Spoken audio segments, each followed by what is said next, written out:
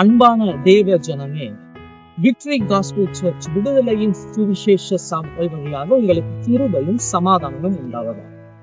இன்று தேவன் உங்களுக்கு தரும் ஆவிக்குரிய வார்த்தை என்ன அப்படின்னா, சங்கீதம் 33:1, நீதிமான்களே கர்த்தருக்குள் களிகூருங்கள், துதி செய்வது செம்மையானவர்களுக்கு தகும்.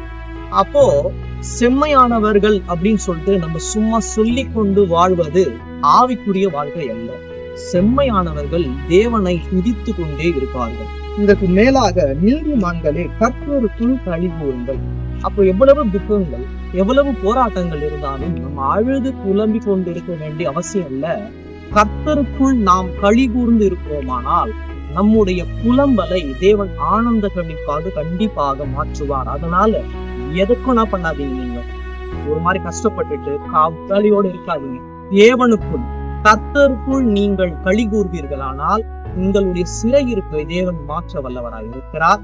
இந்த வேத வசனத்தின் மூலமாக தேவன் உங்களை ஆசீர்வதிப்பாராக. ஆமென்.